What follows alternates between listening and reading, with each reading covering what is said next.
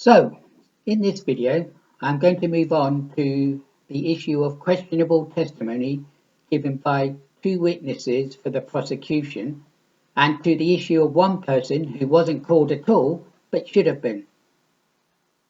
First up is the woman from the medical examiner's office, who conveniently backed up Amanda's son's story about Amanda's hand supposedly being over her daughter's face, by suddenly deciding at some point during the autopsy to place theirs over the bruises on it, which could have come from anything. I find it hard to believe that after 12, 13 years, nobody still seems to be clear on what this woman's job title or description actually was. Some people argue that she was not the expert she was claimed to be, and that according to Florida state law, therefore, she was not qualified or experienced enough to give evidence. Why then was she even allowed to? This woman's assumed boss, the original medical examiner in the case, apparently refused to testify in court and conveniently disappeared to another state after he was found to be under investigation for a number of alleged botched autopsies, which raises the question of why did the defence not have him subpoenaed to give evidence? The female medical examiner, who went over his findings and did appear in court as a witness, claimed the main reason for calling the death of Amanda's daughter a homicide was because there was a credible witness in Amanda's son. The woman was a medical examiner. Where was her qualifications and experience in working with children to determine the boy was credible? The prosecution maintained the boy was a credible witness because they could corroborate more than 20 parts of his story.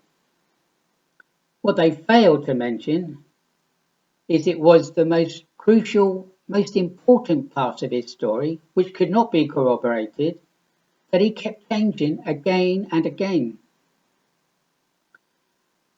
The prosecution and defence both failed to point out